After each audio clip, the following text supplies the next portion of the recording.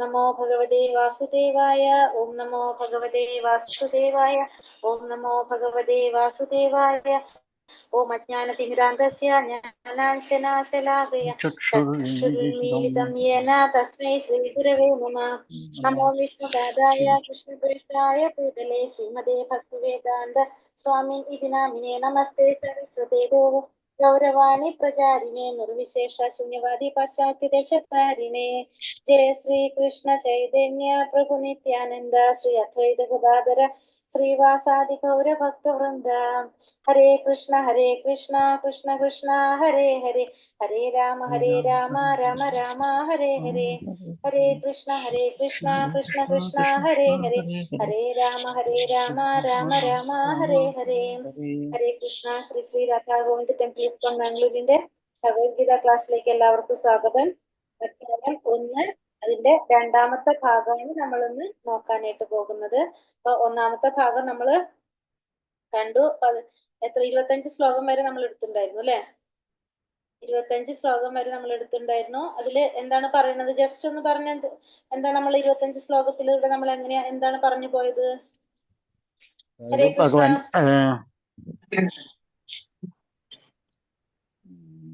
ഹരേ കൃഷ്ണ. ഹരേ കൃഷ്ണ. പാണ്ഡവരും കൗരവരുമായിട്ടുള്ള യുദ്ധത്തിനെ കുറിച്ച് പറഞ്ഞു. പിന്നെ ആരൊക്കെയാണ് അതില് പങ്കെടുക്കുന്നത്? അതിന്റെ തേരിനെ കുറിച്ച് പറഞ്ഞു. അതിലുള്ള തേരിൻ്റെത് പിന്നെ ഓരോരുത്തര് ശംഖ് ഏതെല്ലാം ശംഖാണ് ഊതിയതെന്ന് പറഞ്ഞു. ഭഗവത്ഗീതയിലെ ശ്ലോകങ്ങളെ ഭഗവാൻ എത്ര പറഞ്ഞു, അർജുനൻ എത്ര പറഞ്ഞു, സഞ്ജയൻ എത്ര, അങ്ങനെ ഓരോന്നും പറഞ്ഞു തന്നു. പിന്നെ അക്ഷൗണികപടയെ പറ്റി പറഞ്ഞു തന്നു. മഹാരഥന്മാരെ പറ്റി പറഞ്ഞു, അതിരഥന്മാരെ പറ്റി പറഞ്ഞു. പിന്നെ ദുര്യോധനന് വിഷമം ഉണ്ടാവും, ഭീമനെ കാണുമ്പോഴുള്ള സങ്കടത്തിനെ പറ്റി, ഭീമനെ കാണുമ്പോഴുള്ള അസൂയക്ക് കാരണം എന്താണെന്ന് അസൂയ പറഞ്ഞു. പിന്നെ എന്താണ് അർത്ഥമെന്ന് പറഞ്ഞു. പിന്നെ ദ്രൗപദിയുടെ അച്ഛന്റെ പേരും സഹോദരന്റെ പേരും പറഞ്ഞു. നമ്മള് അപ്പൊ അങ്ങനെ വന്നിട്ട് ഗുഡാകേശനെ പറഞ്ഞ് പിന്നെ ഏതാണ് പാർത്ഥ എന്ന് പറഞ്ഞിട്ടുള്ള ശ്ലോകത്തിലാണ് നമ്മൾ 25 പറ്റി പറഞ്ഞു. അങ്ങനെ നമ്മൾ 25 ശ്ലോകം വരെ എത്തി. എല്ലാവർക്കും ഓർമ്മയുണ്ട് അല്ലേ? അപ്പൊ അതെ, 25 വരെ നമുക്ക് ഇനി അടുത്തത് 26ാമത്തെ ശ്ലോകത്തിലേക്ക് പോകാം. ഹരേ കൃഷ്ണ. ഓം നമോ ഭഗവതേ വാസുദേവായ. തത്ര പശ്യത് സ്ഥിതാൻ പാർത്ഥ പിതൃനഥാ പിതാമഹാൻ ആചാര്യാൻ മാതുലാൻ ഭ്രാതൃപുത്രാൻ പൗത്രാൻ സഖീസ്തഥാ ശ്വശുരാൻ സുഹൃദശ്ചൈവ സേനയോരുഭയോരപി. ആ യുദ്ധരംഗത്തിൽ ഇരു സൈന്യങ്ങളുടെയും മധ്യത്തിൽ പിതൃതുല്യരെയും പിതാമഹന്മാരെയും ഗുരുജനങ്ങളെയും മാതുലന്മാരെയും സഹോദരന്മാർ, മക്കൾ, പൗത്രന്മാർ, സുഹൃത്തുക്കൾ, ഭാര്യാപിതാക്കൾ എന്നിവരെയും അർജുനൻ കണ്ടു. അപ്പൊ അർജുനൻ ആ യുദ്ധരംഗത്തിൽ ആരൊക്കെ കണ്ടത്? ഇരു സൈന്യങ്ങളുടെയും മധ്യത്തിൽ നിന്നപ്പോൾ പിതൃതുല്യരെ കണ്ടു, പിതാമഹന്മാരെ കണ്ടു, ഗുരുജനങ്ങളെ കണ്ടു, പിന്നെ മാതുലന്മാര്, സഹോദരന്മാര്, മക്കൾ, പൗത്രന്മാർ, സുഹൃത്തുക്കൾ, ഭാര്യാപിതാക്കന്മാർ എന്നിവരെയും അർജുനൻ കണ്ടു. അപ്പൊ അർജുനൻ തന്റെ എല്ലാ ബന്ധുക്കളെയും അർജുനൻ ആ പോർക്കളത്തിൽ കാണാണ് ചെയ്യുന്നത്. പിന്നെ അതായത് പിതാവിന്റെ സമവയസ്കരായിട്ടുള്ള ഭൂരിശ്രവസിനെ പോലുള്ളവര്, ഭീഷ്മരെയും സോമദത്തനെയും പോലുള്ളവര്, മുത്തശ്ശന്മാര്, ദ്രോണാചാര്യര്, കൃപാചാര്യര് മുതലായ ഗുരുജനങ്ങള്, ശല്യർ, പിന്നെ ശകുനികളെ പോലുള്ള മാതുലന്മാര്, ഇവരൊക്കെ, പിന്നെ ദുര്യോധനാദികളായിട്ടുള്ള സഹോദരന്മാര്, ലക്ഷ്മണാദികളായിട്ടുള്ള പുത്രന്മാര്, അശ്വത്ഥമാവ് തുടങ്ങിയ സുഹൃത്തുക്കള്, ഇവരൊക്കെ അർജുനൻ എവിടെ കണ്ട്? ആ സൈന്യത്തില് നിരകളിൽ അർജുനൻ കണ്ടു എന്നാ പറയുന്നത്. അപ്പൊ ആരൊക്കെയാണ് അർജുനൻ കണ്ടത്? ഇവിടെ പറയുന്നുണ്ട്, പിതൃതുല്യരായ പിതാമഹന്മാരെന്ന് പറയുമ്പോ അവിടെ ആരൊക്കെ വരുന്നുണ്ടാവും? പിതാമഹന്മാരുടെ സ്ഥാനത്ത് വരുന്നത് ഭീഷ്മര് വരുന്നുണ്ട്. ഭീഷ്മര് വന്നു.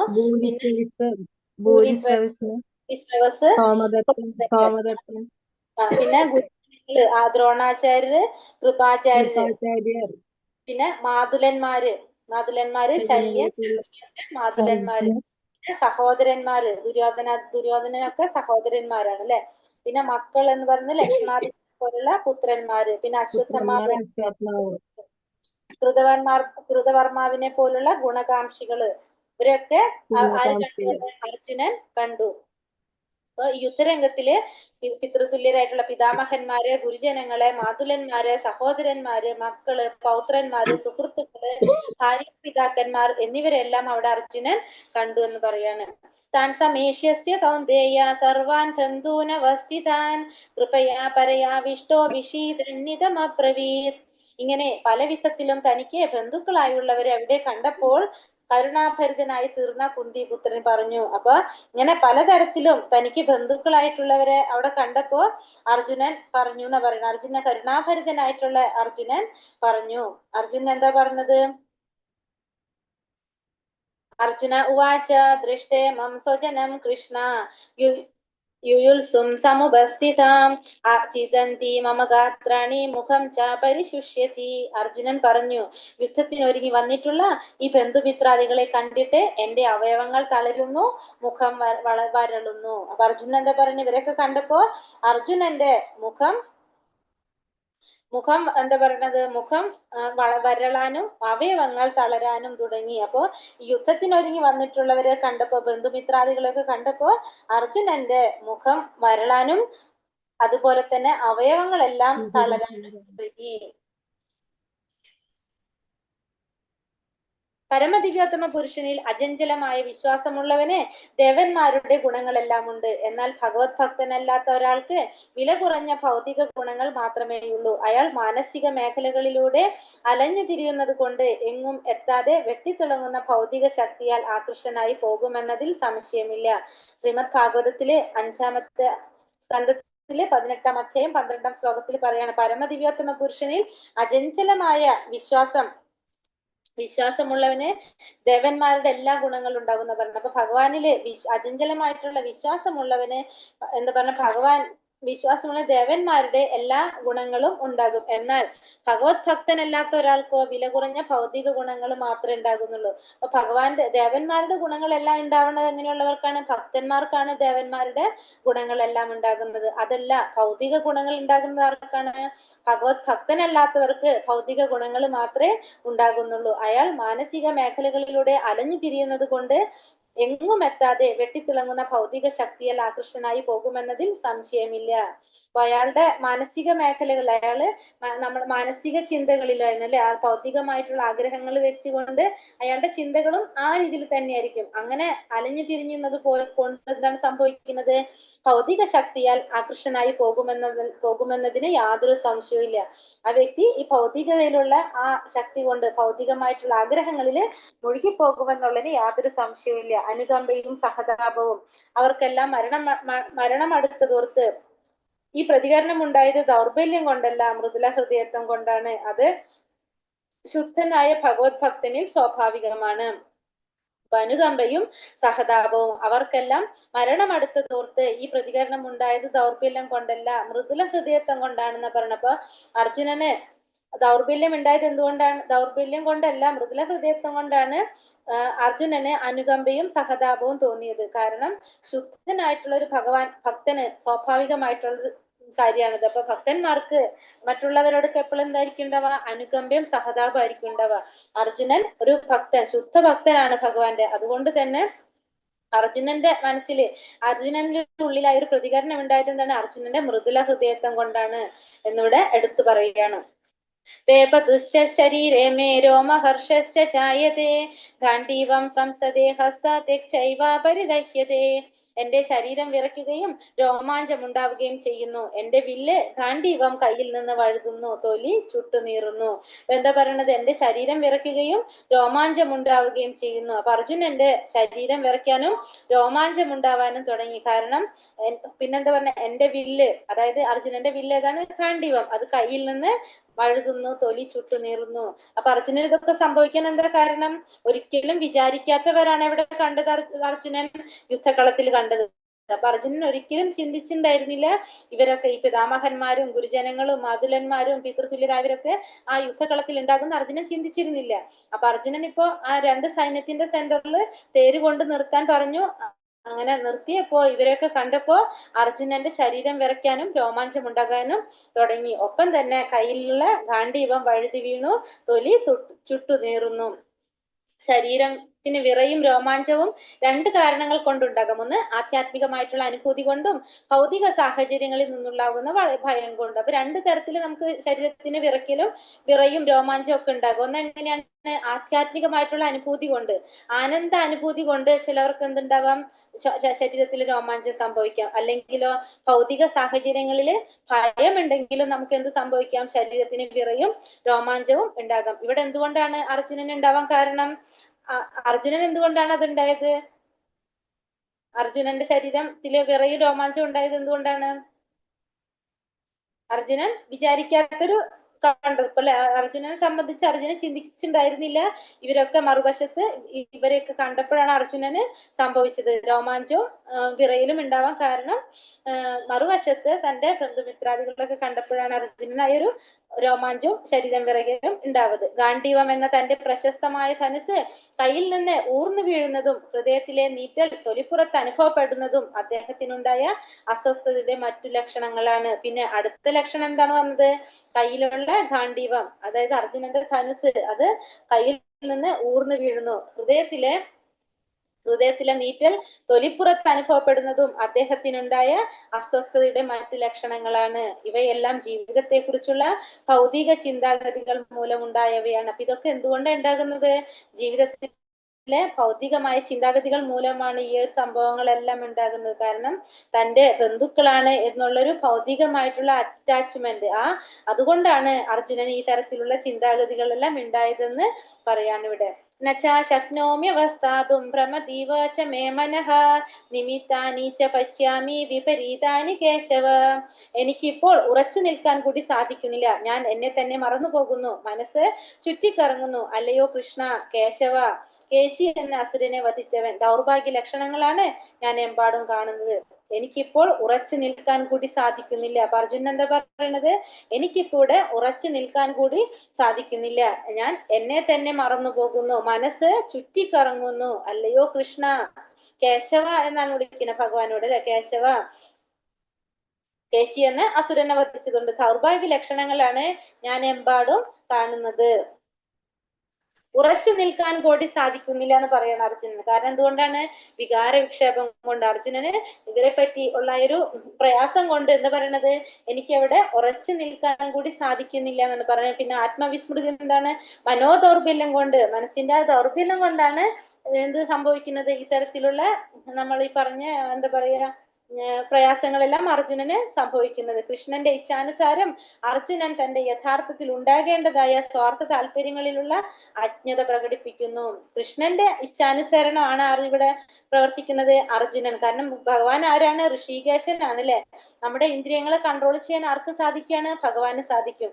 അപ്പോ അർജുനൻ തന്റെ യഥാർത്ഥത്തിൽ ഉണ്ടാകേണ്ടതായ സ്വാർത്ഥ താല്പര്യങ്ങളിലുള്ള അജ്ഞത പ്രകടിപ്പിക്കാൻ ഇവിടെ ചെയ്യുന്നത്. ആരാണ് അവിടെ കൺട്രോൾ ചെയ്യുന്നത്? ഭഗവാനാണ് അവിടെ കൺട്രോൾ ചെയ്യുന്നത്. ഭഗവാന്റെ ഇച്ഛാനുസരണം അർജുനൻ തന്റെ യഥാർത്ഥത്തിൽ ഉണ്ടാകേണ്ടതായ സ്വാർത്ഥ താല്പര്യങ്ങളിലുള്ള അജ്ഞത പ്രകടിപ്പിക്കാണ് ഇവിടെ ചെയ്യുന്നത്. യഥാർത്ഥമായ സ്വാർത്ഥ താല്പര്യം വിഷ്ണുവിൽ അഥവാ കൃഷ്ണനിൽ ആണ് നിലകൊള്ളുന്നത്. ബദ്ധനായ ജീവാത്മാവ് ഇത് മറക്കുകയും തന്മൂലം ഭൗതിക ക്ലേശങ്ങൾ അനുഭവിക്കുകയും ചെയ്യുന്നു. അപ്പൊ യഥാർത്ഥത്തിലുള്ള സ്വാർത്ഥ താല്പര്യം നമുക്ക് വേണ്ടത് എവിടെയാണ്? ഭഗവാനിലേക്കാണ് വേണ്ടത്. ഭഗവാനോടാണ് യഥാർത്ഥത്തിലുള്ള സ്വാർത്ഥ താല്പര്യം നമുക്ക് വേണ്ടത്. പക്ഷെ ബദ്ധനായ ജീവാത്മാവ് എന്ത് സംഭവിക്കാണ്? ജീവാത്മാവ് അത് മറന്നു പോവുകയും തന്മൂലം ഭൗതിക ക്ലേശങ്ങൾ അനുഭവിക്കുകയും ചെയ്യുന്നു. അപ്പോ അർജുനൻ ശരിക്കും ആരാണ്? അർജുനൻ ആരാണ് ശരിക്കും അറിയാവോ? അർജുനൻ ഭഗവാൻ സഖികളുണ്ട്, അഷ്ടസഖികളില് വിശാഖ സഖിയാണ് ആര്? അർജുനൻ. അർജുനൻ ശരിക്കും എല്ലാ കാര്യങ്ങളും അർജുനൻ അറിയുന്നതാണ്, ശരിക്കും അറിയേണ്ടതാണ്. പക്ഷെ ഇവിടെ അർജുനൻ എന്താണ്, അർജുനന് ഭഗവാന്റെ ഇച്ഛയ്ക്ക് അനുസരിച്ചാണ് അർജുനൻ പ്രവർത്തിക്കുന്നത്. അപ്പൊ അർജുനൻ ഇവിടെ എങ്ങനെയാണ്, അജ്ഞനായിട്ടാണ് അർജുനൻ പറയുന്നത്. അർജുനന്റെ ആ സ്വാർത്ഥ താല്പര്യം അർജുനനെ കൊണ്ട് എന്താ പറയിപ്പിക്കുകയാണ് ഇതൊക്കെ ചെയ്യുന്നത്. അർജുനൻ ഭൗതികമായിട്ടുള്ള ശരീരബോധത്തിലാണെന്നാണ് നമുക്ക് അതിൽ നിന്ന് മനസ്സിലാക്കിക്കേണ്ടത്. ഇവിടെ അതിനു വേണ്ടിയിട്ടാണ്, നമുക്ക് വേണ്ടിയിട്ടാണ് ഈ കാര്യങ്ങളിലൊക്കെ അർജുനൻ ഒരു ഉപകരണമാക്കിക്കൊണ്ടാണെന്നൊക്കെ നടക്കണേ നമ്മൾ പറഞ്ഞു ഓൾറെഡി ലെവൽ 1 അല്ലെ. അപ്പൊ അതിവിടെ സംഭവിക്കുന്നത് എന്തുകൊണ്ടാണ്, അർജുനനെ ഒന്നും അറിയാത്ത രീതിയിൽ ആ സ്വാർത്ഥ താല്പര്യം ശരിക്കും ആരിലാണ് നമുക്ക് വേണ്ടത്, ഭഗവാൻ വിഷ്ണുവിലാണ് വേണ്ടത്. പക്ഷെ ഇവിടെ അർജുനൻ എന്താണ്, ബദ്ധനായ ജീവാത്മാവിനെ പോലെ അത് മറന്ന് ഭൗതികമായിട്ടുള്ള ക്ലേശങ്ങൾ അനുഭവിക്കുന്നു. അതായത് തന്റെ ബന്ധുക്കളെ കുറിച്ച് ഓർത്ത് പ്രയാസപ്പെടാണ് ഇവിടെ ആര് ചെയ്യുന്നത്, അർജുനൻ ചെയ്യുന്നത്. ഇത് ആരാണ് ചെയ്യിക്കുന്നത്, ഭഗവാനാണ് ചെയ്യിക്കുന്നത്. ഭഗവാന്റെ ഇച്ഛാനുസരണമാണ് ഇതിവിടെ നടക്കുന്നത്. നച ശ്രേയോനു പശ്യാമി ഹത്വാ സ്വജനമാഹവേ ന കാംക്ഷേ വിജയം കൃഷ്ണ നച രാജ്യം സുഖാനിച്ച. ബന്ധുക്കളെ യുദ്ധത്തിൽ കൊല്ലുന്നത് കൊണ്ട് എങ്ങനെ എന്ത് ഗുണമുണ്ടാവുമെന്ന് എനിക്ക് മനസ്സിലാകുന്നില്ല കൃഷ്ണ. എനിക്ക് വിജയം ആവശ്യമില്ല, രാജ്യമാകട്ടെ സുഖമാകട്ടെ എനിക്ക് വേണ്ട. അർജുനൻ എന്താ പറയണത്, ബന്ധുക്കളെ ഈ യുദ്ധത്തിൽ കൊല്ലുന്നത് കൊണ്ട് എങ്ങനെ എന്ത് സുഖമാണ് ഉണ്ടാകുക എന്നുള്ളത് എനിക്ക് മനസ്സിലാകുന്നില്ല കൃഷ്ണ. എനിക്ക് വിജയം ആവശ്യമില്ല, രാജ്യമാകട്ടെ സുഖമാകട്ടെ എനിക്ക് വേണ്ട എന്നാണ് ഇവിടെ അർജുനൻ ഭഗവാനോട് പറയുന്നത്. എത്രയും പ്രഭാവപൂർണവും ജ്വലിച്ചുകൊണ്ടിരിക്കുന്നവയുമായ സൗരമണ്ഡലത്തിൽ പ്രവേശിക്കാൻ 2 കൂട്ടർക്കേ അർഹതയുള്ളൂ. അപ്പൊ പ്രഭാപൂർണമായിട്ട് ജ്വലിച്ചുകൊണ്ടിരിക്കുന്ന സൗരമണ്ഡലത്തിൽ പ്രവേശിക്കാൻ 2 കൂട്ടർക്കേ സാധിക്കുള്ളൂ. ആർക്കൊക്കെയാണ്, കൃഷ്ണന്റെ നിർദ്ദേശം അനുസരിച്ച് യുദ്ധകളത്തിൽ വീണ് മരിക്കുന്നവർക്ക്, പിന്നെ ലൗകിക ജീവിതം ത്യജിച്ച് ആധ്യാത്മിക സംസ്കാരത്തിന് സ്വയം സമർപ്പിച്ചവന്. ഇപ്പൊ 2 തരത്തിലുള്ള ആളുകൾക്കാണ് എവിടേക്ക് കടക്കാനായിട്ട് സാധിക്കുന്നത്, എവിടേക്ക് 2 തരത്തിലുള്ള ആളുകൾക്കാണ്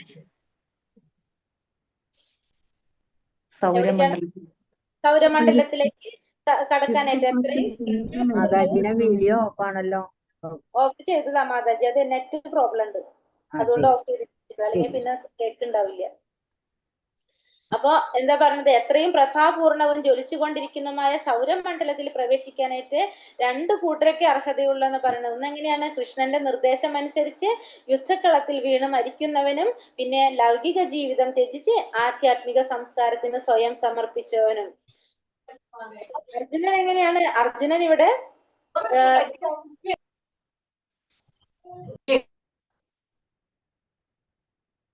അർജുനൻ ഒരിക്കലും എന്താ ആഗ്രഹിക്കുന്നില്ല, ഹിംസിക്കാൻ ബന്ധുക്കളെ എന്ന് മാത്രമല്ല ശത്രുക്കളെയും ഹിംസിക്കാൻ അർജുനൻ ഇഷ്ടപ്പെടുന്നില്ല. അപ്പൊ ബന്ധുക്കളെ കൊന്നിട്ട് തനിക്ക് ജീവിതത്തിൽ എങ്ങനെ സുഖിക്കാൻ കഴിയും, അങ്ങനെ സുഖിക്കാൻ കഴിയില്ല എന്ന് ആര് ചിന്തിക്കുന്നത്, അർജുനൻ ചിന്തിക്കുന്നത്. അതുകൊണ്ട് തന്നെ അർജുനൻ യുദ്ധത്തിന് ഒരുങ്ങുന്നില്ല.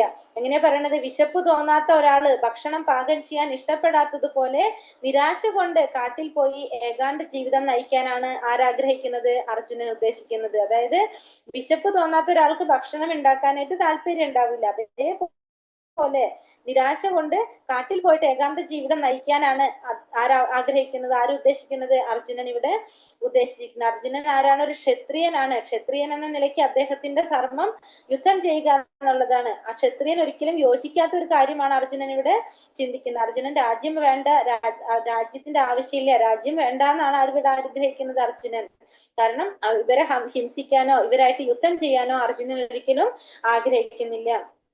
അർജുനന്റെ എന്താ പറയാ, ക്ഷത്രിയ ധർമ്മം യുദ്ധം ചെയ്യുക എന്നാണ്. പൊരുതിട്ട് തനിക്ക് അവകാശപ്പെട്ട രാജ്യം പിടിക്കാൻ വേണ്ടിയിട്ട് അദ്ദേഹം ആഗ്രഹിക്കുന്നില്ല. കാരണം എങ്കിൽ ആ രാജ്യത്തിന് വേണ്ടി മറ്റുള്ളവരെ ഹിംസിക്കാൻ അർജുനൻ ഒരിക്കലും ആഗ്രഹിക്കുന്നില്ല ഇവിടെ. കിംനോ രാജ്യേന ഗോവിന്ദ കിം ഭോഗേർജീവിതേന വാ യേഷാമർത്ഥേ കാംക്ഷിതം നോ രാജ്യം ഭോഗാ സുഖാനി ച ത ഇമേവ സ്ഥിതാ യുദ്ധേ പ്രാണാ ത്യക്താ ധനാനി ച ആചാര്യ പിതരാ പുത്രാസ്തഥൈവ ച പിതാമഹഃ മാതുലാ ശ്വശുരാ പൗത്രാ സ്യാലാ സമ്പന്തിനസ്തഥാ ഏതാന്ന ഹന്തുമിച്ഛാമി ോപി മധുസൂദന അപി ത്രൈലോക്യരാജ്യസ്യ ഹേതോ കിം നോ മഹീകൃതേ നിഹത്യാഥാർത്ഥരാഷ്ട്രാന്ന കാ പ്രീതീശ ജനാർദ്ദന. ഹേ ഗോവിന്ദ, രാജ്യം കൊണ്ടും ഭോഗങ്ങൾ കൊണ്ടും ജീവിതം കൊണ്ട് തന്നെയും ഞങ്ങൾക്ക് എന്തു പ്രയോജനം? ആർക്കു വേണ്ടി ഞങ്ങൾ ഇതെല്ലാം ആഗ്രഹിക്കുന്നുവോ അവരെല്ലാം സ്വന്തം പ്രാണൻ കൂടി ഉപേക്ഷിക്കാൻ തയ്യാറായി ഇതാ രണാങ്കണത്തിൽ നിൽക്കുന്നു. മധുസൂദന, ഗുരുജനങ്ങൾ, പിതാമഹന്മാർ, മക്കൾ, അമ്മാവന്മാർ, ശ്വശുരന്മാർ, ശ്യാലന്മാർ തുടങ്ങിയ ബന്ധുക്കളാണ് ഇങ്ങനെ മുന്നിൽ നിൽക്കുന്നത്. ഞാൻ എന്തിന് അവരെ കൊല്ലണം? അവരെ വധിക്കുകയിൽ ത്രൈലോക്യമാകെ നേടാമെന്ന് വെച്ചാൽ വന്നാലും ഞാൻ അവരോട് യുദ്ധം ചെയ്യാനില്ല. പിന്നെ എങ്ങനെയാണ് വെറും മണ്ണിന് വേണ്ടി കൊല്ലാനാവുക? ജനാർദ്ദന, ധാർതരാഷ്ട്രന്മാരെ ഹിംസിച്ചിട്ട് ഞങ്ങൾക്ക് എന്ത് സുഖം കിട്ടാനാണ്? ഇവിടെ ഭഗവാനെ അർജുനൻ ഗോവിന്ദ എന്ന് വിളിക്കുന്നുണ്ട് അല്ലെ. ഗോവിന്ദൻ എന്ന് പറഞ്ഞതാണ് ഭോക്കൾക്കും ഇന്ദ്രിയങ്ങൾക്കും ആനന്ദം പ്രദാനം ചെയ്യുക. അതാണ് ഗോവിന്ദൻ എന്ന് അർത്ഥമാക്കുന്നത്. ഗോവിന്ദൻ ഭോക്കൾക്കും ഇന്ദ്രിയങ്ങൾക്കും ആനന്ദം പ്രദാനം ചെയ്യുന്നവനെയാണ് ഗോവിന്ദൻ എന്ന് പറയുന്നത്. രാജ്യം കൊണ്ടും ഭോഗങ്ങൾ കൊണ്ടും ജീവിതം കൊണ്ട് തന്നെയും ഞങ്ങൾക്ക് എന്ത് പ്രയോജനമാണ് ഉണ്ടാകാൻ പോകുന്നത്? കാരണം ഇവരൊക്കെ വധിച്ചു കഴിഞ്ഞാല് പിന്നെ എന്ത് കാര്യം എന്നാ ചോദിക്കുന്നത്. അവരൊക്കെ വധിക്കുന്നത് കൊണ്ട് എന്ത് കാര്യം? ആർക്ക് വേണ്ടി ഇതെല്ലാം ചെയ്യാൻ ആഗ്രഹിക്കുന്നുവോ അവരെല്ലാം സ്വത്തും പ്രാണൻ കൂടി ഉപേക്ഷിക്കാൻ തയ്യാറായിട്ട് എവിടെ വന്ന് നിൽക്കാണ്? രണാങ്കണത്തിൽ വന്ന് നിൽക്കാണ്. ഇവിടെ മധുസൂദന, അർജുനൻ, ഭഗവാനെ വേറൊരു പേര് വിളിക്കുന്നുണ്ട്, മധുസൂദന അർജുനൻ. എന്താണ് ഭഗവാനെ മധുസൂദന എന്ന് വിളിക്കുന്നത്? നമുക്കറിയാം, മധു എന്ന രാക്ഷസനെ വധിച്ചത് കൊണ്ട് ഭഗവാന് മധുസൂദന എന്നും കൂടി സംബോധന ചെയ്യാണ് ഇവിടെ. ഗുരുജനങ്ങൾ, പിതൃപിതാമഹന്മാർ, മക്കൾ, അമ്മാവന്മാർ, ശ്വശുരന്മാർ, ശ്യാലന്മാർ തുടങ്ങി ബന്ധുക്കളാണ് ഇങ്ങനെ മുന്നിൽ നിൽക്കുന്നത്. ഞാൻ എന്തിന് അവരെ കൊല്ലണം? എന്തിനാണ് അവരെ കൊല്ലേണ്ട ആവശ്യം? അവരെ വധിക്കുകയിൽ ത്രൈലോക്യമാകെ നേടാമെന്ന് വന്നാലും ഞാൻ അവരോട് യുദ്ധം ചെയ്യാനില്ല. അപ്പൊ അവരെ ത്രൈലോക്യമാകെ 3 ലോകങ്ങളും നേടാമെന്ന് വിചാരിച്ചാൽ പോലും, വേണമെന്ന് തരാന്ന് വെച്ചാൽ പോലും എനിക്ക് അവരോട് യുദ്ധം ചെയ്യാനായിട്ട് ആഗ്രഹമില്ല, സാധിക്കില്ല. പിന്നെ എങ്ങനെയാണ് വെറും മണ്ണിന് വേണ്ടി യുദ്ധം ചെയ്യാനാകുക? പിന്നെ എങ്ങനെയാണ് 3 ലോകങ്ങൾ തരാന്ന് പറഞ്ഞാലും എനിക്ക് യുദ്ധം ചെയ്യാൻ താല്പര്യമില്ല. പിന്നെ എങ്ങനെയാ വെറും മണ്ണിന് വേണ്ടിയിട്ട് അവരെ കൊല്ലാനാവുക? ജനാർദ്ദന, ധാർതരാഷ്ട്രന്മാരെ ഹിംസിച്ചിട്ട് ഞങ്ങൾക്ക് എന്ത് സുഖം കിട്ടാനാണ്? അപ്പൊ ധൃതരാഷ്ട്ര പുത്രന്മാരെയൊക്കെ വധിച്ചിട്ട് നമ്മൾക്ക് എന്ത് സുഖം കിട്ടാനാണെന്നാണ് അർജുനൻ ഭഗവാനോട് ചോദിക്കുന്നത്. കാരണം അർജുനൻ ഒരിക്കലും അർജുനൻ എന്താണ്, ഈ ദുഷ്ടന്മാരാണെന്ന് നമുക്കറിയാം ഈ ബന്ധുക്കളൊക്കെ. പക്ഷെ അവരൊന്നും വധിക്കാനായിട്ട് അർജുനൻ, പക വീട്ടാനായിട്ട് അർജുനൻ അവരെ ഉദ്ദേശിക്കുന്നില്ല. അർജുനൻ ഒരിക്കലും അവരെ വധിക്കാനായിട്ട് ആഗ്രഹിക്കുന്നില്ല. ഗോവിന്ദൻ, ഗോക്കൾക്കും ഇന്ദ്രിയങ്ങൾക്കും ആനന്ദം പ്രദാനം ചെയ്യുന്നവനാണ് ആര്? ഗോവിന്ദൻ. നമ്മുടെ ഇന്ദ്രിയ സംതൃപ്തിയല്ല, ഗോവിന്ദന്റെ ഇന്ദ്രിയ സന്ദർപ്പണത്തിന് ശ്രമിക്കുന്നതാകിയാൽ നമ്മുടെ ഇന്ദ്രിയങ്ങൾ സ്വാഭാവികമായി തൃപ്തി അടഞ്ഞുകൊള്ളും. ഭഗവാന്റെ ഇന്ദ്രിയങ്ങളെ സന്തോഷിപ്പിക്കാനാണ് നമ്മൾ ശ്രമിക്കേണ്ടത്. അപ്പോ നമ്മുടെ ഇന്ദ്രിയങ്ങളും സ്വാഭാവികമായിട്ട് തൃപ്തി അടഞ്ഞുകൊള്ളുന്ന പറയുന്നത്. പാപമേവാശ്രയേതസ്മാൻ ഹത്വൈതാനാതതായിനഃ തസ്മന്നാർഹാവയം ഹന്തും ധാർതരാഷ്ട്രാൻ സബാന്ധവാൻ. അക്രമികളായ ഇവരെ കൊന്നാൽ ഞങ്ങൾക്ക് പാപമായിരിക്കും നേട്ടം. പുത്രന്മാരെയും സുഹൃത്തുക്കളെയും ഹിംസിക്കുക എന്നത് നമുക്ക് ഉചിതമല്ല. അല്ലയോ മാധവ, സ്വന്തം ബന്ധുക്കളെ കൊന്നിട്ട് എന്തു നേടാനാണ്? ഞങ്ങൾക്ക് എങ്ങനെ സുഖിക്കാൻ കഴിയും? അപ്പൊ അക്രമികളായിട്ടുള്ള ഇവരെ വധിച്ചു കഴിഞ്ഞാൽ എന്താണ്? പാപമാണ് നമുക്ക് നേടാനായിട്ട് സാധിക്കുക. പിന്നെ ധൃതരാഷ്ട്രപുത്രന്മാരെയും സുഹൃത്തുക്കളെയും ഹിംസിക്കുക എന്നത് നമ്മൾക്ക് ഉചിതമായിട്ടുള്ളൊരു കാര്യമല്ല. അർജുനൻ വിളിക്കാണ് അല്ലയോ മാധവ. മാധവൻ എന്ന് വെച്ചാൽ ലക്ഷ്മി ദേവിയുടെ ഐശ്വര്യ ദേവതയുടെ നാഥനാണ് മാധവൻ. പറയാണ് ഭാഗ്യദേവതയുടെ നാഥനായതുകൊണ്ട് മാധവ, സ്വന്തം ബന്ധുക്കളെ കൊന്നിട്ട് എന്ത് നേടാനാണ്? അപ്പൊ ഈ ഒരു പ്രവൃത്തി നമ്മൾക്ക് എങ്ങനെയാണ് അതിൽ സുഖിക്കാൻ കഴിയുക? അപ്പൊ ഇങ്ങനെ ഒരു പ്രവൃത്തി ചെയ്യാനായിട്ട് തന്നെ പ്രേരിപ്പിക്കാനായിട്ട് പാടില്ല എന്ന് സത്യത്തിൽ അർജുനൻ കൃഷ്ണനോട് പറയാണ് ചെയ്യുന്നത്. തന്നെ യുദ്ധം ചെയ്യാനായിട്ട് ഇങ്ങനെ ഒരു പ്രവൃത്തി ചെയ്യാൻ തന്നെ പ്രേരിപ്പിക്കല്ലേ എന്ന് ഭഗവാനോട് അർജുനൻ ഇവിടെ പറയാണ് ചെയ്യുന്നത്. വൈദിക പ്രമാണങ്ങൾ അനുസരിച്ച് അക്രമികൾ 6 കൂട്ടരാണ്. വിഷം കൊടുക്കുന്നവൻ, വീടിന് തീ വയ്ക്കുന്നവൻ, മാരകായുധങ്ങൾ കൊണ്ട് ആക്രമിക്കുന്നവൻ, സ്വത്ത് കൊള്ളയടിക്കുന്നവൻ, ഭൂമി കയ്യേറുന്നവൻ, അന്യന്റെ ഭാര്യയെ അപഹരിക്കുന്നവൻ. അപ്പൊ വൈദികമായിട്ടുള്ള പ്രമാണങ്ങൾ അനുസരിച്ച് 6 തരത്തിലുള്ള അക്രമികളെ പറയാം. ഒന്ന് വിഷം കൊടുക്കുന്നവൻ, വീടിന് തീ വയ്ക്കുന്നവൻ, മാരകായുധങ്ങൾ കൊണ്ട് ആക്രമിക്കുന്നവൻ, സ്വത്ത് കൊള്ളയടിക്കുന്നവൻ, ഭൂമി കയ്യേറുന്നവൻ, അന്യന്റെ ഭാര്യയെ അപഹരിക്കുന്നവൻ. ഇത്തരം 6 പ്രവർത്തികളും ആര് ചെയ്തിട്ടുണ്ട്? ധൃതരാഷ്ട്രപുത്രന്മാർ ചെയ്തിട്ടുണ്ട്. അപ്പൊ അക്രമികളെ ഉടനെ വധിക്കണം, അതുകൊണ്ട് പാപമില്ല എന്നാണ് പറയുന്നത്. അപ്പൊ വൈദിക പ്രമാണത്തിൽ പറയുന്നത് അക്രമികളെ നമ്മൾ ഉടൻ വധിക്കേണ്ടതാണ്, അതിനൊരു തരത്തിലുള്ള പാപം ഏൽക്കില്ല എന്നാണ് ഇതില് പറയുന്നത്.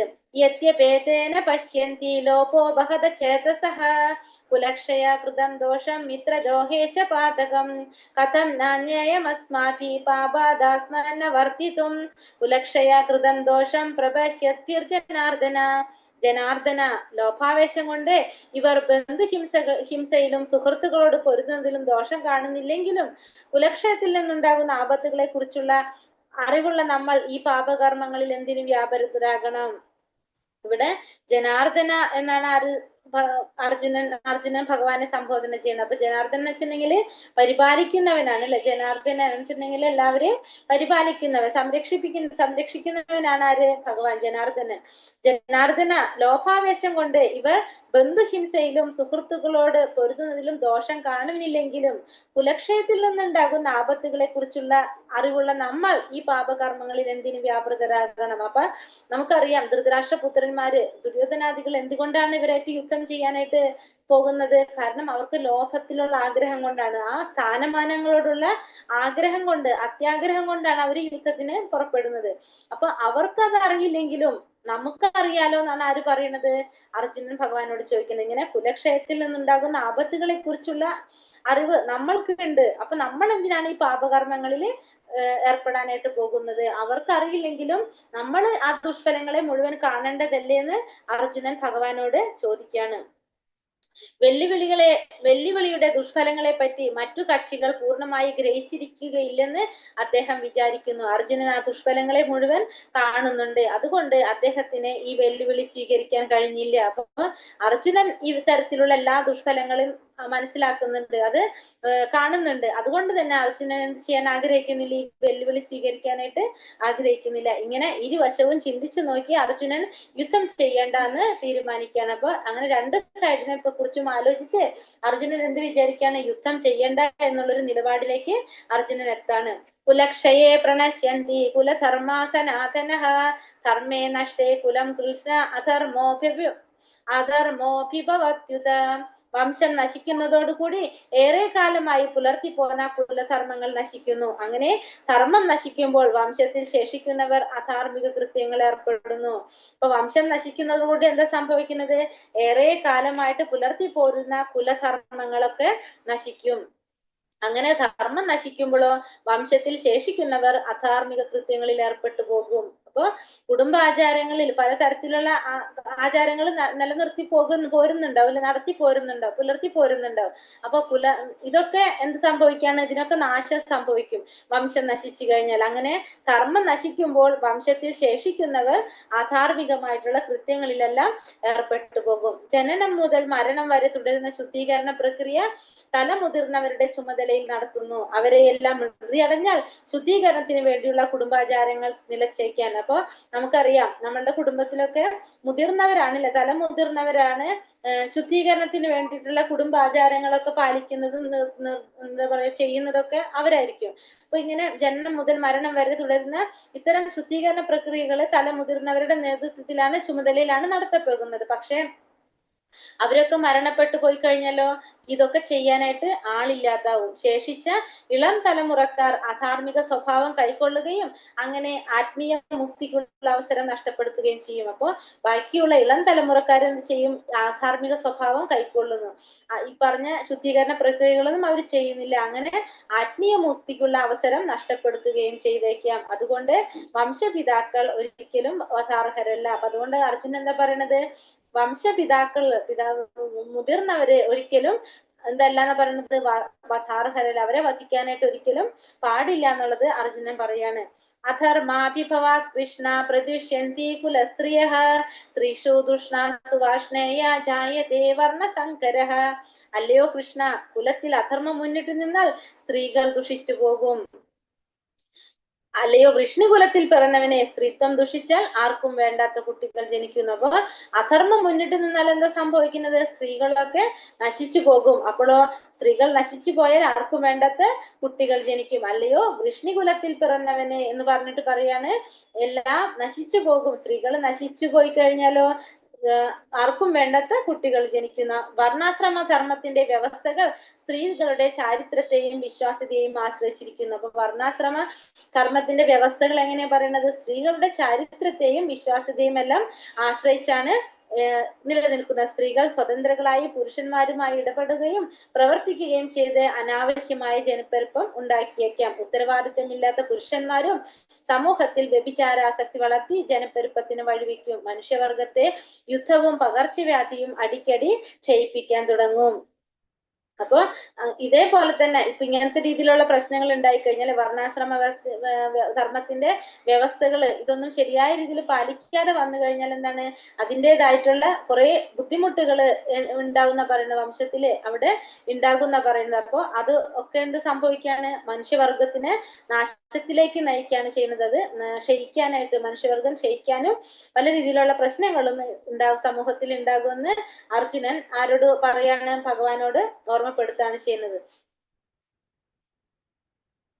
ഇത് നോക്കാം. പിന്നെ സംകരോ നരകായൈവ കുലജ്ഞാനാം കുലസ്യ ച വദന്തി പിതരോ ഹേഷ്യ ലുപ്തപിണ്ഡോദകക്രിയ. പിന്നെ ആവശ്യമില്ലാത്ത ജനവർദ്ധനയുണ്ടായാൽ കുടുംബാംഗങ്ങൾക്കും കുലപാരമ്പര്യങ്ങൾ കളഞ്ഞു കുളിച്ചവർക്കും ജീവിതം നരകതുല്യമാകുന്നു. അധപതിച്ച കുടുംബങ്ങളിലെ പിതൃക്കൾ കാലം തോറും പിണ്ടമോ ഉദകക്രിയയോ കിട്ടായികയാൽ അധപതിക്കും. പിന്നെന്താ സംഭവിക്കുന്നത്? ആവശ്യമില്ലാത്ത ജനവർദ്ധന ഉണ്ടായിക്കഴിഞ്ഞാല് കുടുംബങ്ങൾക്കും പിന്നെ കുലപാരമ്പര്യങ്ങൾ കളഞ്ഞു കുളിച്ചവർക്കുടെ ജീവിതം എന്തായിട്ട് മാറും? നരകതുല്യമായിട്ട് മാറും. അധപതിച്ച കുടുംബങ്ങളിലെ പിതൃക്കൾ കാലം തോറും പിണ്ടമോ ഉദകക്രിയയോ കിട്ടായികയിൽ എന്ത് സംഭവിക്കും? അവർക്ക് അധപതനം സംഭവിക്കും. കർത്തവ്യങ്ങളെല്ലാം ത്യജിച്ച് മുക്തിദാതാവായ മുകുന്ദന്റെ ചരണകമലങ്ങളിൽ അഭയം തേടിയവർക്ക്, സർവാത്മന ഈ ഭക്തിമാർഗം സ്വീകരിച്ചവർക്ക്, ദേവന്മാരോടാകട്ടെ ഋഷികൾ, ജീവജാലങ്ങൾ, കുടുംബാംഗങ്ങൾ, പിതൃക്കൾ, മനുഷ്യർ എന്നിവരോടാകട്ടെ യാതൊരു കടപ്പാടുമില്ല. എല്ലാ ബാധ്യതകളും പരമദിവ്യോത്തമ പുരുഷനോടുള്ള ഭക്തിയുടെ സേവനത്താൽ സ്വയമേവ നിറവേറ്റപ്പെടും. ഭാഗവതം 11-ാം സ്കന്ധം 5-ാം അധ്യായം 41-ാമത്തെ ശ്ലോകത്തില് പറയുന്നതാണ്. എന്താ പറഞ്ഞ? കർത്തവ്യങ്ങളെല്ലാം മുക്തിദാതാവായിട്ടുള്ള മുകുന്ദന്റെ ചരണകമലങ്ങളിൽ അഭയം തേടിയവർക്ക്. ഭഗവാൻ ആരാണ്? മുക്തിദാതാവാണ്. മുകുന്ദൻ എന്നാണ് ഭഗവാൻ. അതുകൊണ്ട് പറഞ്ഞില്ല, മുക്തി നൽകാൻ ഭഗവാന് മാത്രമേ സാധിക്കുള്ളൂ. അങ്ങനെയുള്ള മുകുന്ദന്റെ ചരണകമലങ്ങളിൽ അഭയം തേടിയവർക്ക്, സർവാത്മന അതായത് ഭക്തിയുടെ മാർഗം സ്വീകരിച്ചവർക്ക്, ദേവന്മാരോടാകട്ടെ ഋഷികൾ, ജീവജാലങ്ങൾ, കുടുംബാംഗങ്ങൾ, പിതൃക്കൾ, മനുഷ്യർ എന്നിവരോടാകട്ടെ യാതൊരുവിധ കടപ്പാടുമില്ല. എല്ലാ ബാധ്യതകളും പരമദിവ്യോത്തമ പുരുഷനോടുള്ള ഭക്തിയുടെ സേവനത്താൽ സ്വയമേവ നിറവേറ്റപ്പെടും. അപ്പൊ ഭഗവാന്റെ ഭക്തിയുടെ സേവനം ചെയ്യുകയാണെങ്കിൽ പിന്നെന്താ പറയണത്? അവർക്ക് യാതൊരു തരത്തിലുള്ള കടപ്പാടും ആരോടുമില്ല. ദേവന്മാരോടോ ഋഷികള്, ജീവജാലങ്ങൾ, കുടുംബാംഗങ്ങൾ, പിതൃക്കൾ, മനുഷ്യർ എന്നിവരോടാകട്ടെ യാതൊരു വിധത്തിലുള്ള കടപ്പാടുമില്ല. എല്ലാ ബാധ്യതകളും പരമദിവ്യോത്തമ പുരുഷനോടുള്ള ഭക്തിയുടെ സേവനത്താൽ സ്വയം നിറവേറ്റപ്പെടുന്ന ഭാഗവതത്തിൽ പറയാണത്. ഭാഗവതത്തില് 11-ാം സ്കന്ധം 5-ാം അധ്യായം 41-ാം ശ്ലോകത്തില് പറയാണ്. അപ്പൊ പിതൃക്കൾക്ക് പിതൃക്കൾക്ക് അർപ്പിക്കാനായിട്ട് ആളില്ല എന്നല്ല പറഞ്ഞ, വംശപാരമ്പര്യമൊക്കെ നശിച്ചു പോകുമ്പോ. അങ്ങനെ പിതൃക്കൾക്ക് അർപ്പിക്കാത്തത് കൊണ്ട് എന്താണ്? അവര് മുക്തരാകാനായിട്ട് അവർക്ക് ബുദ്ധിമുട്ടായിരിക്കും. മുക്തി ഉണ്ടാവണം സാധ്യതയില്ല. പിന്നെ അങ്ങനെ ഒരു സഹായം ചെയ്യാനായിട്ട് ചെയ്യുന്നത് ശരിക്കും ഒരു കുടുംബ പാരമ്പര്യമാണ് അത് ചെയ്തു പോകേണ്ടത്. അത് ചെയ്തില്ലെങ്കിൽ എന്താണ്? അതിൻ്റെതായ ബുദ്ധിമുട്ടുകൾ അവിടെ ഉണ്ടാകുമെന്ന് പറഞ്ഞു. പിതൃക്കൾക്ക് ക്ലേശമുക്തരാകാനായിട്ട് അവർക്ക് കഴിയില്ല അതൊന്നും ചെയ്തില്ലെങ്കിൽ എന്ന് പറയണത്. പക്ഷെ വേറൊരു കാര്യം എന്താ പറയണത്? ഈ കർത്തവ്യങ്ങളെല്ലാം ത്യജിച്ച് ഭഗവാന്റെ ചരണകമലങ്ങളിൽ അഭയം തേടി കഴിഞ്ഞാലോ ഇതൊന്നും നമുക്ക് ആരുടെ അടുത്തും ഒരു കടപ്പാടില്ല എന്നാ പറയുന്നത്. അപ്പൊ എല്ലാ ബാധ്യതകളും പരമദിവ്യോത്തമ പുരുഷനോടുള്ള ഭക്തിയുടെ സേവനത്താൽ സ്വയം തന്നെ നിറവേറ്റപ്പെടാണ് ചെയ്യുന്നത്. ദോഷൈരേതേ കുലജ്ഞാനാം വർണ്ണസങ്കര കാരകൈഹി ഉത്സാദ്യത്തെ ജാതിധർമ്മ കുലധർമാശ്ച ശാശ്വതഃ. കുടുംബ പാരമ്പര്യം നശിപ്പിക്കുന്നവരുടെ ദുഷ്കർമ്മങ്ങളാൽ ആർക്കും വേണ്ടാത്ത ശിശുക്കൾ ഉണ്ടാകുന്നു.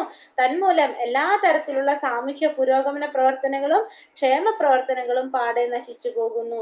അപ്പോൾ ഇങ്ങനെ നശിപ്പിച്ചു കഴിഞ്ഞാല്, കുടുംബ പാരമ്പര്യം നശിപ്പിക്കുന്നവരുടെ ദുഷ്കർമ്മങ്ങളാൽ ആർക്കും വേണ്ടാത്ത ശിശുക്കൾ ഉണ്ടാകുന്നു. തന്മൂലം എന്ത് സംഭവിക്കാണ്? എല്ലാ തരത്തിലുള്ള സാമൂഹ്യ പുരോഗമന പ്രവർത്തനങ്ങളും ക്ഷേമ പ്രവർത്തനങ്ങളൊക്കെ പാടെ നശിച്ചു പോകാണ് ഇവിടെ ചെയ്യുന്നത്. ഉത്സന്ന കുലധർമാണ മനുഷ്യാണാം ജനാർദ്ദന നരകേ നിയതം വാസോ ഭവതീത്യനുശുശ്രുമ. അല്ലയോ ജനാർദ്ദന, കുലധർമ്മങ്ങൾ നശിപ്പിക്കുന്നവർക്ക് എന്നും നരകത്തിൽ ജീവിക്കേണ്ടി വരുമെന്ന് ഗുരുപരമ്പര വഴി അറിഞ്ഞിട്ടുണ്ട്. അപ്പൊ അർജുനൻ എന്താ പറയുന്നത്? അല്ലയോ ജനാർദ്ദന, കുലധർമ്മങ്ങൾ നശിപ്പിക്കുന്നവർക്ക് എന്നും നരകത്തിലാണ് ജീവിക്കേണ്ടി വരുന്നതെന്ന് ഗുരുപരമ്പര വഴി ആരറിഞ്ഞിട്ടുണ്ട്? അർജുനൻ അറിഞ്ഞിട്ടുണ്ടെന്ന് പറയുന്നത്. അപ്പൊ അർജുനൻ ഇത് പറയുന്നത് ഗുരുപരമ്പര വഴി അറിഞ്ഞത് പറഞ്ഞു. അപ്പൊ ആധികാരികമായിട്ടുള്ള വചനങ്ങള് അനുസരിച്ചാണ് അർജുനൻ ചിന്തിക്കുന്നത്. കുലധർമ്മങ്ങളൊക്കെ നശിപ്പിച്ചു കഴിഞ്ഞാൽ എന്നും നരകത്തിലാണ് ജീവിക്കേണ്ടി വരുതെന്നുള്ളത് അർജുനൻ അറിഞ്ഞിട്ടുണ്ട്. അതെങ്ങനെയാണ്? ഗുരുപരമ്പര വഴിയാണ് അർജുനൻ മനസ്സിലാക്കിയിട്ടുള്ളത്.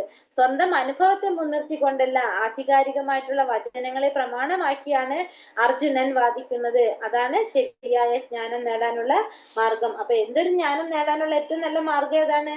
ഗുരുപരമ്പര വഴി സ്വീകരിക്കുക. അത് അപ്പൊ ആധികാരികമായിട്ടുള്ള വചനങ്ങളെ പ്രമാണമാക്കിയിട്ടാണ് അർജുനൻ ഓരോ കാര്യങ്ങളും ഭഗവാന്റെ അടുത്ത് പറയുന്നത്. അപ്പോ ഈ ദുഷ്കർമ്മങ്ങളിൽ ഏർപ്പെട്ട് കഴിഞ്ഞാൽ എന്താണ്? അവര് അതിന് പ്രായശ്ചിത്തം എന്ന രീതിയിലുള്ള പ്രക്രിയകൾ അനുഷ്ഠിക്കേണ്ടത് ആവശ്യമാണ്. അപ്രകാരം ചെയ്തില്ലെങ്കിൽ നിശ്ചയമായും പാപകർമ്മങ്ങള് അനുഭവിക്കേണ്ടി വരും. അതുമൂലമുണ്ടായിട്ടുള്ള ദുരിത ഫലങ്ങളും അനുഭവിക്കേണ്ടതായിട്ട് വരും. അവര് നരകങ്ങളിലേക്ക് തള്ളി മാറ്റപ്പെടുമെന്നൊക്കെ ആർക്കറിയാം? അർജുനൻ കേട്ടിട്ടുണ്ട്. ആര് വഴി? ഗുരുപരമ്പര വഴി ഇങ്ങനത്തെയൊക്കെ കാര്യങ്ങള് അർജുനൻ അറിഞ്ഞിട്ടുണ്ട് എന്ന് പറയാണ്. അഹോ ബദ്ധമഹത് പാപം കർത്തും വ്യവസിതാ വയം യത്രാച്യ സുഖലോഭേന ഹന്തും സ്വജനമുദ്യതഃ. കഷ്ടം! എന്തൊരു മഹാപാപത്തിനാണ് നാം ഒരുങ്ങി പുറപ്പെട്ടത്. രാജ്യം നേടി സുഖിക്കാൻ വേണ്ടി സ്വജനങ്ങളെ കൊല്ലുകയോ. അപ്പൊ അർജുനൻ ചോദിക്കുകയാണ്, എന്തൊരു മഹാപാപത്തിനാണ് നമ്മൾ ഒരുങ്ങി പുറപ്പെട്ടത്? രാജ്യം നേടി സുഖിക്കാൻ വേണ്ടി സ്വന്തം ജനങ്ങളെ കൊല്ലുകയോ? അർജുനൻ അത് ആലോചിക്കാൻ കൂടി സാധിക്കുന്നില്ല ഇപ്പൊ. യതി മാമ പ്രതീകാരം അശസ്ത്രം ശസ്ത്രപ്രാണയഃ ധാർതരാഷ്ട്രാരണേ ഹന്യു സന്മേ ക്ഷേമതരം ഭവേത്. ധാർതരാഷ്ട്രന്മാരോട് പൊരുതുന്നതിൽ ഭേദം നിരായുധനായി പ്രതിരോധത്തിന് ഒരുങ്ങാതെ നിൽക്കുന്ന എന്നെ അവർ കൊല്ലട്ടെ എന്ന് വെക്കുകയാണ്. അപ്പൊ അർജുനൻ പറയാണ്, ഈ ധൃതരാഷ്ട്രപുത്രന്മാരുടെ അടുത്ത് പൊരുതുന്നതിനേക്കാളും നല്ലത് എന്താണ്? നിരായുധനായിട്ട് ആയുധമില്ലാതെ പ്രതിരോധത്തിന് ഒരുങ്ങാതെ നിൽക്കുന്ന എന്നെ അവര് കൊന്നോട്ടെ, അവരെന്നെ കൊല്ലട്ടെ എന്ന് വെക്കുന്നതാണ് എന്ന് പറയാണ്. അപ്പൊ സമരമുറകളിൽ സാധാരണ ഒരു നിബന്ധനയുണ്ട്. എന്താണത്? നിരായുധനായിട്ടുള്ളത് അല്ലെങ്കിൽ പൊരുതാൻ ഇഷ്ടപ്പെടാത്ത ഒരു എതിരാളി എന്ത് ചെയ്യാൻ പാടില്ല? ആക്രമിക്കാൻ പാടില്ല. യുദ്ധത്തിലൊരു നിയമമാണത്. സമരങ്ങളിലൊരു നിയമം എന്താണ്? പൊരുതാൻ ഇഷ്ടമില്ലാത്തത് അല്ലെങ്കിൽ നിരായുധനായിട്ടുള്ളത്, ആയുധം കൈകളില്ലാത്ത എതിരാളിയെ ആക്രമിക്കാൻ പാടില്ല എന്നുള്ളത് ഇവിടുത്തെ നിയമമാണ്. ഈ യുദ്ധങ്ങളില് സമരമുറകളിലുള്ള ഒരു നിയമമാണ്. അപ്പൊ അർജുനൻ പറയാണ്, ആ നിയമം അവർ തെറ്റിച്ചോട്ടെ. എന്റെ കയ്യിൽ ആയുധില്ലാതെ നിൽക്കുന്ന സമയത്ത് അല്ലെങ്കിൽ പ്രതിരോധിക്കാനായിട്ട് താല്പര്യമില്ലാതിരിക്കുന്ന സമയത്ത് അവരെന്നെ കൊന്നോട്ടെ, അവരെന്നെ കൊല്ലട്ടെ എന്ന് വെക്കുകയാണ്. ഭഗവാന്റെ ഉത്തമ ഭക്തൻ എന്ന നിലയിൽ സ്വാഭാവികമായ മൃദുല ഹൃദയത്തിന്റെ ലക്ഷണമാണെന്ന് മനസ്സിലാക്കുന്ന ഉവാച ഏവ മുക്താർജുന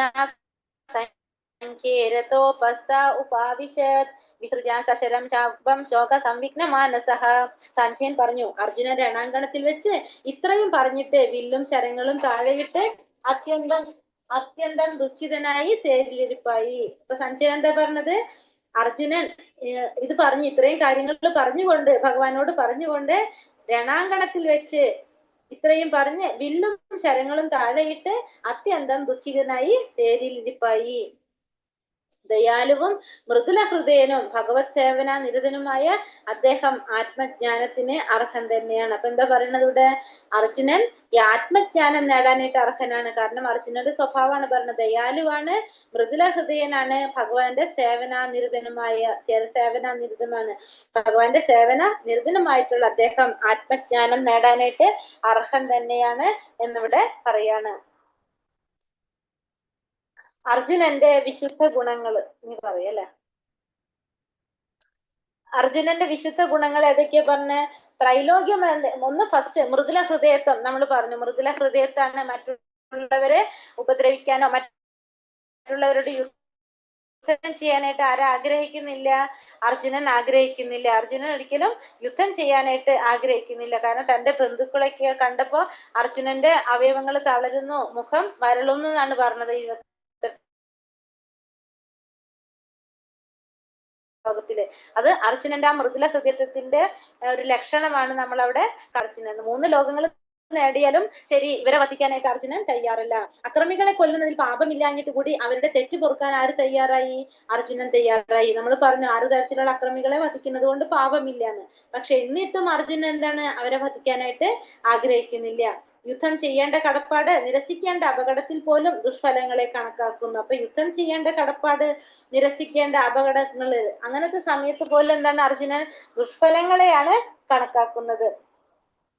കുടുംബ പാരമ്പര്യങ്ങളും ധാർമ്മികതയും സംരക്ഷിക്കാനുള്ള ബാധ്യതകളെ കുറിച്ച് അർജുനൻ ബോധവാനാണ്. അർജുനൻ ഞാൻ അതീന്ദ്രിയനാണ്, അതുകൊണ്ട് എനിക്ക് ബാധ്യതകളൊന്നുമില്ല എന്ന് അർജുനൻ ചിന്തിക്കുന്നില്ല. അർജുനൻ വിശുദ്ധനായതിനാൽ തന്റെ ബാധ്യതകളെ കുറിച്ച് ബോധവാനാണ്. എങ്ങനെയാണ് അർജുനന് സ്വാർത്ഥ ലക്ഷ്യങ്ങളെ അടിസ്ഥാനമാക്കി സ്വന്തം ബന്ധുക്കളെ വധിക്കാനാവുക? അർജുനൻ നിരായുധനായി കൊല്ലപ്പെടാൻ തയ്യാറാണ്, പക്ഷെ പ്രതികാരം ചെയ്യാൻ തയ്യാറല്ല. അപ്പൊ അർജുനൻ നിരായുധനായിട്ട് ആയുധം കയ്യിലില്ലാത്ത സമയത്ത് എന്നെ അവർ വധിച്ചോട്ടെ എന്നാണ് പറയുന്നത്. പക്ഷെ എങ്കിൽ പോലും പ്രതികാരം ചെയ്യാൻ അർജുനൻ തയ്യാറല്ല. ക്ഷത്രിയരുടെ സമരമുറികളിൽപ്പെട്ട ഒരു നിബന്ധനയാണ് നിരായുധനായിട്ടുള്ള പൊരുതാൻ ഇഷ്ടപ്പെടാത്തതുമായ എതിരാളിയെ ആക്രമിച്ചുകൂടാന്നത്. ഭഗവാന്റെ ഒരു ഉത്തമ ഭക്തൻ എന്ന നിലയിൽ സ്വാഭാവികമായ മൃദുല ഹൃദയത്തിന്റെ ലക്ഷണമാണ് ഇതെല്ലാം. ഒരു ഭക്തന്റെ മൃദുല ഹൃദയമുള്ള ഒരു ഭക്തന്റെ ലക്ഷണമാണ് നമ്മൾ ഈ പറഞ്ഞതെല്ലാം. നിരായുധനും പൊരുതാൻ ഇഷ്ടപ്പെടാത്തതുമായ എതിരാളിയെ ആക്രമിച്ചുകൂടാൻ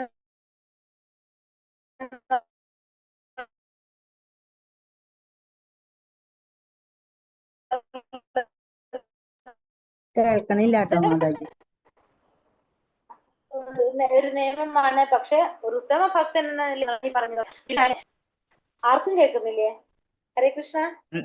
നെറ്റിൽ പ്രോബ്ലം ഉണ്ട്, ഇടക്ക് കട്ടാവുന്നതാണ്. നെറ്റിൽ പ്രോബ്ലം ഉള്ളതുകൊണ്ടാണ്. ഹരേ കൃഷ്ണ.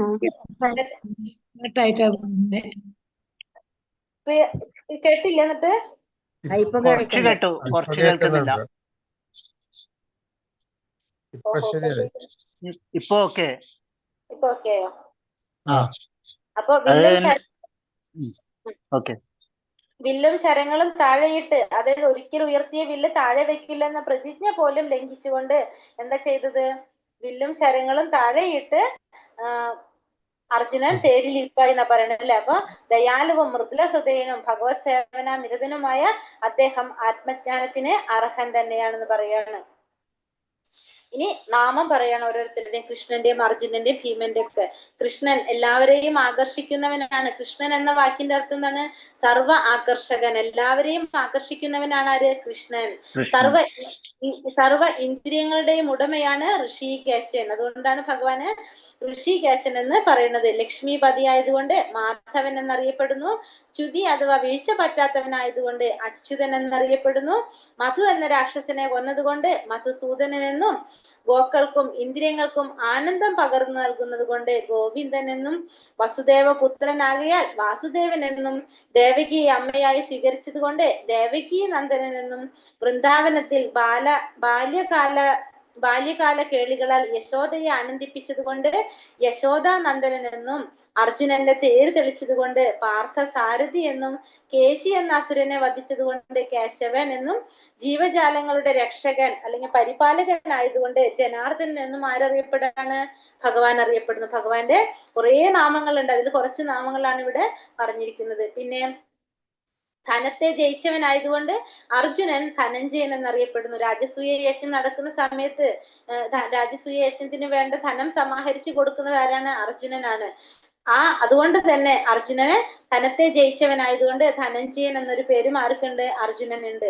കുന്തിയുടെ പുത്രനായതുകൊണ്ട് പാർത്ഥൻ, പൃഥയുടെ പുത്രൻ. കുന്തി ദേവിയുടെ വേറൊരു പേരാണ് പൃഥ. പൃഥയുടെ പുത്രനായതുകൊണ്ട് അർജുനന് പാർത്ഥൻ എന്നൊരു പേര് കൂടിയുണ്ട്. നിദ്രയെ ജയിച്ചവനോണ്ട് ഗുഡാകേശൻ എന്നൊരു പേരും അർജുനനുണ്ട്. പിന്നെ വീരശാലികൾക്ക് മാത്രം സാധിക്കാവുന്ന ധീരകൃത്യങ്ങൾ ചെയ്യാനും വളരെ കൂടുതൽ ഭക്ഷിക്കാൻ കഴിവുണ്ടായിരിക്കുന്നത് കൊണ്ട് ഭീമന് വൃഗോദരൻ എന്നൊരു പേര് പറയുന്നു. അപ്പൊ ഭീമന്റെ വേറൊരു പേരാണ് വൃഗോദരൻ. എന്താണ്? വീരശാലികൾക്ക് മാത്രം സാധിക്കാവുന്ന ധീരകൃത്യങ്ങൾ ചെയ്യുന്നത് കൊണ്ട്. അപ്പൊ വീരശാലികൾക്ക് മാത്രം സാധിക്കാവുന്ന ധീരകൃത്യങ്ങളാണ് ആര് ചെയ്യുന്നത്? ഭീമൻ ചെയ്യുന്നത്. മാത്രമല്ല വളരെ കൂടുതൽ ഭക്ഷിക്കാനും കഴിവുണ്ടാർക്ക്? ഭീമന്. അതുകൊണ്ട് തന്നെ ഭീമന് വൃഗോദരൻ എന്നൊരു പേരും ആർക്കുണ്ട്? ഭീമനുണ്ട്. അപ്പൊ വീരശാലികൾക്ക് മാത്രം സാധിക്കാവുന്ന ധീരകൃത്യങ്ങൾ ചെയ്യുന്നത് കൊണ്ടും വളരെയധികം കൂടുതൽ ഭക്ഷിക്കുന്നത് കൊണ്ട് കഴിവുള്ളത് കൊണ്ടും ഭീമന് വൃഗോദരൻ എന്നൊരു പേരും ആർക്കുണ്ട്? ഭീമന് ഉണ്ട്. ഭഗവത്ഗീത 1-ാം അധ്യായം സമാപ്തമാണ്.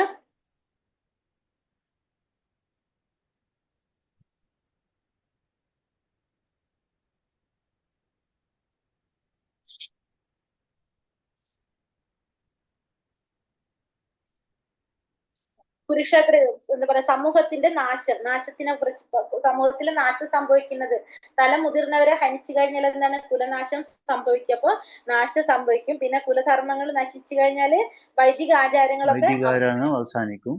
പിന്നെ കുലത്തിൽ അധർമ്മം മുന്നിട്ട് പിന്നെ സ്ത്രീകൾ ദുഷിച്ചു പോകും, വേണ്ടാത്ത കുട്ടികൾ ജനിക്കുന്നു. പിന്നെന്താണ്? എല്ലാ തരത്തിലുള്ള സാമൂഹ്യ പുരോഗമന പ്രവർത്തനങ്ങളും ക്ഷേമ പ്രവർത്തനങ്ങളും പാടെ നശിച്ചു പോകും. ഇതൊക്കെയാണ് സമൂഹത്തിന്റെ നാശത്തെ കുറിച്ച് പറയുന്ന പോയിന്റ്സ് എടുത്ത് പറഞ്ഞു എന്ന് മാത്രമുള്ളത്. പിന്നെ കൂടി ഇട്ടുണ്ടല്ലോ. മനുസ്മൃതിയിൽ പറഞ്ഞ 16 ഷോഡശ സംസ്കാരങ്ങളെ കുറിച്ചാണ് ഇത് പറയുന്നത്. ഈ ഷോഡശ സംസ്കാരങ്ങളില് ഫസ്റ്റ് നമ്മൾ എന്താ പറഞ്ഞത്? ഗർഭാധാനം. ഗർഭധാരണത്തിന് മുമ്പ് വരുന്ന ഒരു ചടങ്ങാണ് ഗർഭാധാനം എന്ന് പറയുന്നത്. അത് കഴിഞ്ഞിട്ട് പുംസവനം, ഗർഭത്തിന്റെ 3-ാം മാസം ഉള്ളൊരു ചടങ്ങാണ്. ഇപ്പൊ നമ്മുടെ നാട്ടിലൊന്നും ഇത് ഉണ്ടോന്ന് അറിയില്ല. പുംസവനം എന്ന് പറഞ്ഞൊരു ചടങ്ങ്, ഗർഭത്തിന്റെ 3-ാം മാസത്തിൽ ഉള്ളൊരു ചടങ്ങ് പുംസവനം എന്നറിയപ്പെടുന്നു. പിന്നെ സീമന്തം, കുഞ്ഞ് ജനിക്കുന്നതിന് മുമ്പ് അമ്മയുടെ സംരക്ഷണത്തിന് വേണ്ടി നടത്തുന്നൊരു ചടങ്ങാണ് എന്ത്? സീമന്തം. പിന്നെ ജതകർമ്മം, കുട്ടിയുടെ ബുദ്ധി വികാസത്തിന് നടത്തുന്ന ഒരു ചടങ്ങ് ജാതകർമ്മം. പിന്നെ നാമകരണം, കുട്ടിയുടെ പേരിടുന്ന ചടങ്ങ് നാമകരണം. നിഷ്ക്രമണം, കുട്ടിയെ ആദ്യമായി വീടിന് പുറത്ത് കൊണ്ടുപോകുന്ന ചടങ്ങാണ് എന്ത്? നിഷ്ക്രമണം. അന്നപ്രശ്നം, ആദ്യമായി കുട്ടിക്ക് ഭക്ഷണം കൊടുക്കുന്നത് അന്നപ്രശ്നം. ചുടാകരണം, ആദ്യമായി മുടി മുറിക്കുന്നത് ചുടാകരണം. പിന്നെ കർണവേദം, ചെവി ആദ്യമായിട്ട് തുളയ്ക്കുന്നത് കർണവേദം. വിദ്യാരംഭം, കുട്ടിയെ ആദ്യമായി എഴുതാൻ പഠിപ്പിക്കുന്നത് വിദ്യാരംഭം. ഉപനയനം, വിശുദ്ധ പൂണൂല് ധരിക്കുന്നത് ഉപനയനം. പിന്നെ പ്രൈശർത്ഥം, ഓരോ വർഷവും പഠനത്തിന് മുൻപും ശേഷവുമുള്ളൊരു പീരീഡാണ് എന്ത്? പ്രൈശർത്ഥം എന്ന് പറയുന്നത്. കേശന്തം, ആൺകുട്ടികൾ ആദ്യമായി ഷേവ് ചെയ്യുന്നതിന് കേശന്തം എന്നും പെൺകുട്ടികൾ ആദ്യത്തെ ആർത്തവ ചക്രത്തിന് ഋതുശുദ്ധി എന്നും പറയുന്നു. അതിനുശേഷം വിദ്യാർത്ഥി ജീവിതത്തിന്റെ അവസാനം സമവർത്തനം, പിന്നീട് വിവാഹം.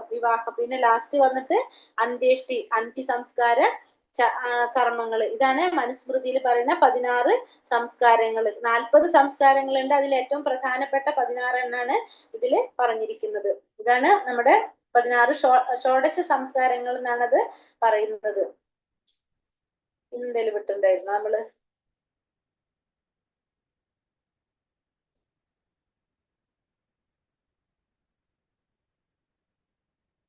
ഇല്ലല്ലോ. ഹരേ കൃഷ്ണ കൃഷ്ണ കൃഷ്ണ ഹരേ ഹരേ, ഹരേ രാമ രാമ രാമ ഹരേ ഹരേ. വഞ്ചാകൽപതരൂപശ്ച കൃപാ സിന്ധോഭ്യവച പതിതാനാം പാവനേഭ്യോ വൈഷ്ണവേഭ്യോ നമോ നമഃ. അനന്തകോടി വൈഷ്ണവൃന്ദി കി ജയ്, ശ്രീല പ്രഭുപാദ് കി ജയ്, ശ്രീല ഗുരുദേവ് കി ജയ്, നിതായ് ഗൗര ബ്രഹ്മാനന്ദേ ഹരി ഗുരു. ഹരേ കൃഷ്ണ. എല്ലാവർക്കും നന്ദി. ക്വസ്റ്റ്യൻസ് നോക്കാം നമുക്ക്. ക്വസ്റ്റ്യൻസ് നോക്കാം. ഏതുവരെ നല്ല നോക്കിണ്ടായിരുന്നത്? ഗുഡാകേശനെ നോക്കി. യുദ്ധരംഗത്തിൽ അർജുനൻ ആരെല്ലാമാണ് കണ്ടത്?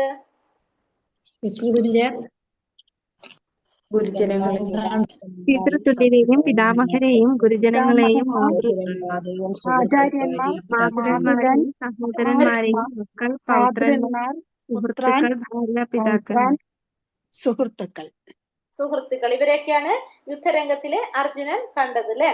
പിന്നെ ഗോവിന്ദൻ എന്നാൽ എന്താണ് അർത്ഥമാക്കുന്നത്?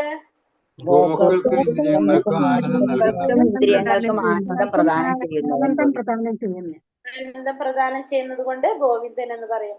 6 കൂട്ടം അക്രമികൾ ആരൊക്കെയാണ്? വിഷം വിഷം കൊടുക്കുന്നവൻ, കൊടുക്കുന്നവൻ, വീട് തീവയ്ക്കുന്നവൻ, ആയുധങ്ങൾ കൊണ്ട് ആക്രമിക്കുന്നവൻ, ആയുധം കൊണ്ട് ആക്രമിക്കുന്നവർ, കയ്യേറുന്നവർ, അന്യന്റെ ഭാര്യയെ അപഹരിക്കുന്നവർ. ഓക്കെ. പിന്നെ വംശപിതാക്കൾ ഒരിക്കലും വധാർഹരല്ല എന്ന് പറഞ്ഞതിന്റെ കാരണം എന്താണ്? ജനനം മുതൽ മരണം വരെ തുടരുന്ന ശുദ്ധീകരണ പ്രക്രിയയിൽ തലമുതിർന്നവരുടെ ചുമതലയിൽ നടത്തുന്നു. അവരെല്ലാം മൃതിയടഞ്ഞാൽ ശുദ്ധീകരണത്തിന് വേണ്ടിയുള്ള കുടുംബാചാരങ്ങൾ നിലച്ചേക്കാം. അപ്പൊ അത് ചെയ്യാനായിട്ട് ഇളം തലമുറക്കാർ അധാർമിക സ്വഭാവം കൈക്കൊള്ളുകയും ആത്മീയ മുക്തിക്കുള്ള അവസരം നഷ്ടപ്പെടുകയും ചെയ്യും. അതുകൊണ്ടാണ് വംശപിതാക്കളെ ഒരിക്കലും വധാർഹരല്ല എന്ന് പറയുന്നത് പറയാനായിട്ട് കാരണം. ക്ഷത്രിയ തലമുറകളിലെ നിബന്ധന, സമരമുറകളിലെ നിബന്ധന എന്താണ്? നിരായുധനും